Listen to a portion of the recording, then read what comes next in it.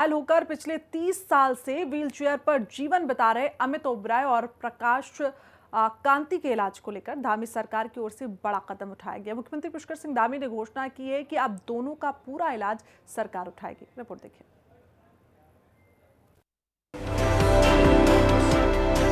उत्तराखंड के राज्य आंदोलन में घायल होकर पिछले 30 साल से व्हीलचेयर पर जीवन बिता रहे अमित ओबराय और प्रकाश कांति के इलाज को लेकर सरकार ने बड़ा कदम उठाया है। मुख्यमंत्री पुष्कर सिंह धामी ने घोषणा की है कि अब दोनों का पूरा इलाज राज्य सरकार उठाएगी। नहीं, उनके पूरे स्वास्थ्य की जो भी स्वास्थ्य उनका जितना भी स्वास्थ्य के उपचार में जो भी पैसा खर्च होगा वो राज्य सरकार की तरफ से किया जाएगा। मैं आज आपके सामने। कौन है अमित ओबराय? अमित ओबराय 1995 में सिर्फ 16 साल की उम्र में राज्य आंदोलन में शामिल हुए थे और पुलिस लाठीचार्ज के दौरान रिस्पना पुल से गिर गए थे, जिससे उनकी रीढ़ की हड्डी गंभीर रूप से चोटिल हो गई।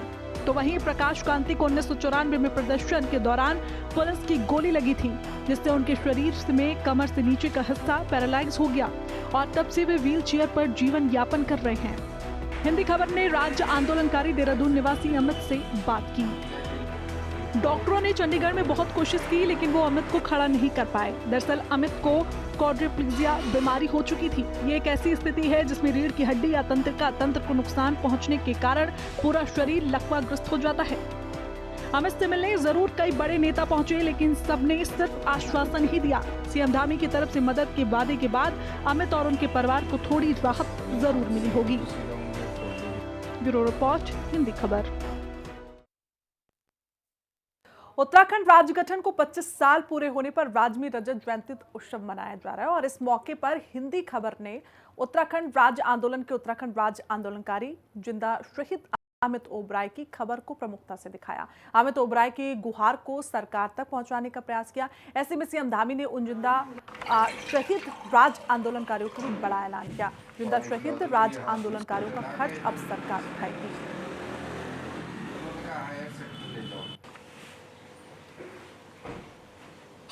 तो नहीं गया कोई, नहीं तो पुलिस के उस पे आ जाता है। देखो है 100% है। एक अलग राज्य की मांग को लेकर उत्तराखंड के लोगों ने 1994 में यूपी का रुख किया था, यूपी कूच किया था, मुजफ्फरनगर का कूच किया था। लेकिन इस बीच उत्तर प्रदेश पुलिस ने जिस तरीके से हमारे उत्तराखंड के लोगों के साथ बर्बरता की, हमारी बहन बेटियों की आबरू के साथ खेला, उसके विरोध में उसको लेकर आक्रोशित होकर हमारे नौजवानों ने देहरादून के रिस्पना में चक्का जाम किया था और काला दिवस के रूप में उसे मनाया था। कहीं ना कहीं जो हमारे नौजवान युवा हैं, हमारी महिलाएं हैं, जो इसका विरोध कर रही थी और काला दिवस के रूप में चक्का जाम उन्होंने किया था। इस बीच उन पर भी लाठियां भांजी गई, उनके साथ इस तरीके से व्यवहार किया गया कि उन्हें कहीं ना कहीं इसका सामना करना पड़ा कि पुलिस ने कहीं ना उनको बर्बरता दिखाई थी। लेकिन जिस तरीके से लड़ाई लड़ी हमारे नौजवानों ने, आज हमें एक अलग राज्य तो ज़रूर मिला है, लेकिन क्या कुछ उस दौरान हमारे आंदोलनकारियों को और जो शहीद हुए हैं उनके परिवारों को झेलना पड़ा। और आज भी कई ऐसे नौजवान हैं जो अपनी ज़िंदगी तो जी रहे हैं, लेकिन वो ना के बराबर है। हमारे साथ प्रगति विहार धर्मपुर निवासी अमित ओबराय हमारे साथ मौजूद हैं, जो कि उस दिन 1995 को काला दिवस के रूप में जो मनाया गया था उसमें मौजूद थे, उस आंदोलन में मौजूद थे, क्योंकि वो नौजवान थे, खून था गर्म कि हमें अलग उत्तराखंड चाहिए। और जिस तरीके से हमारी बहन बेटियों के साथ, हमारे उत्तराखंड के लोगों के साथ गलत व्यवहार किया गया, क्रूरता की गई, बर्बरता की गई, उसके खिलाफ उनके दिल में भी आक्रोश था और गुस्सा था। कहीं ना कहीं उसको लेकर के वो सड़क पर उतरे थे और उनके साथ कुछ ऐसी घटना हुई कि आज उनका जो शरीर है वो सांस जरूर ले रहे हैं, लेकिन उनका शरीर बिल्कुल हम कह सकते हैं कि मृत के समान है। सर, बहुत बहुत स्वागत है आपका हिंदी खबर में। धन्यवाद। सर देखिए, आंदोलनकारी आप रहे हैं, आपने उत्तराखंड के लिए बहुत बड़ी शहादत में, हम कह सकते हैं कि शहादत ही कहेंगे, एक पूरा शरीर जो है वो मृत के समान है। आपकी सांस ज़रूर चल रही है, लेकिन आपका शरीर जो एकदम मृत पड़ा हुआ है, हिलता डुलते आप नहीं हैं। किस रूप में आप इसे देखते हैं? आपने जो लड़ाई लड़ी, क्या वो सपना आपका पूरा हो पाया कि सरकार उस सपने को पूरा करने में साकार हुई है? हाँ, आज की स्थिति में हमें लोग जिंदा शहीद के नाम से पहचानते हैं। उत्तराखंड के जो आंदोलनकारी उन लोगों को वो मानते हैं। अब ये घटना है 2 अक्टूबर 1995 की। उस दौरान पुलिस लाठीचार्ज में मुझे लाठी लगने के कारण मैं पुल से नीचे गिर गया था, जिस कारण मेरी रीढ़ की हड्डी टूट गई। उसकी वजह से मेरे गर्दन से नीचे का पूरा शरीर निष्क्रिय हो गया और आज इस बात को 30 साल हो गए हैं और अभी मेरी स्थिति बिल्कुल वैसी की वैसी है और बिस्तरे पे ही सारा काम मुझे अपना करना पड़ता है। लैट्रिन बाथरूम हर तरह की समस्या है। ये सारे के सारी चीज़ें माताजी और वर्कर्स को रखना पड़ता है, वो ये सारा काम करके देते हैं। देखिए 30-31 साल हो गए हैं इस बिस्तर पर पड़े हुए हैं। मुझे लगता है कि सरकार को इसका संज्ञान ज़रूर लेना चाहिए, क्योंकि आंदोलनकारी हमारे हैं ये। उस वक्त आज हम खुले आसमान के नीचे सांस ले रहे हैं, आज़ादी से जी रहे हैं, तो वो इन्हीं आंदोलनकारियों, शहीद आंदोलनकारियों की बदौलत है। सरकार को समय समय पर संज्ञान लेना चाहिए। जिस तरीके से इन्होंने बताया कि 20,000 की पेंशन नाकाफ़ी है,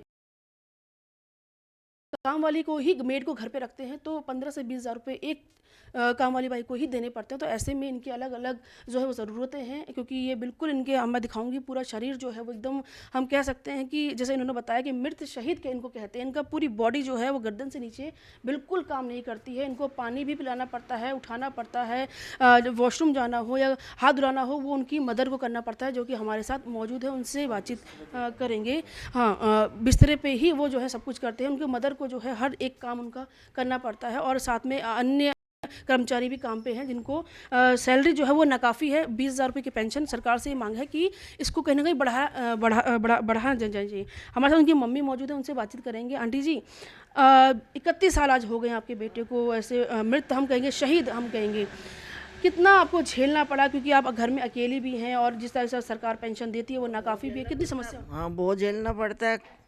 परेशानी तो है ही, अब उतना हो भी नहीं पाता। पहले तो भी कर भी लेते थे, अब तो नहीं हो कर पाते बिल्कुल भी। कहीं ना कहीं देखिए आपकी उम्र भी हो रही है, आप कब, हर हर हर कोई जानता है कि किसी के माता पिता लंबे समय तक नहीं रहते हैं। ऐसे में सरकार को लगता है कि संज्ञान लेना चाहिए और पूरी मदद घर पे पहुंचानी चाहिए। हाँ ना, और ज़रूर भाई, पेंशन तो 70 एक तो होनी चाहिए, पर ये कब होएगी क्या पता। हमारे सामने हो जाए तो ज़्यादा अच्छा है, बाद में किसने देखा। तो मुझे बिल्कुल, तो देखिए एक माँ के लिए बहुत दुखद होता है कि अगर उसे ये सूचना मिले कि उनका बेटा जो है पुल से नीचे गिर गया और हॉस्पिटल में और चंडीगढ़ ले जाया जा रहा है, तो कहीं ना कहीं सदमे से भरा ये होता है। तो ऐसे में देखिए हम समझ सकते हैं कि एक परिवार जो शहीद हो, चाहे वो सेना का जवान हो, चाहे आंदोलनकारी हो, किस तरीके से उनका परिवार झेलता है, किस तरीके से आप देख सकते हैं स्थिति कैसी है। ऐसे में हम भले ही 25 साल हमारे उत्तराखंड ने पूरा कर लिया है, सरकार रजत जयंती के रूप में से मनाने जा रही है 9 नवंबर से को, और उससे पहले भी, लेकिन कहीं ना कहीं मुझे लगता है कि जो सबसे अहम कड़ी है हमारे उत्तराखंड की, हमें अलग उत्तराखंड देने की सबसे अहम कड़ी है आंदोलनकारी। उनका संज्ञान सरकार को लेना चाहिए, समय समय पर आकर उनकी जो दिक्कतें हैं, जो समस्याएं हैं, उनको जानना चाहिए और उन्हें हर संभव मदद जो है पहुंचानी चाहिए, चाहे वो हो चाहे उनका परिवार हो। कैमरा पर्सन विजेंद्र तोड़ी के साथ दीपिका भंडारी, हिंदी खबर, देहरादून।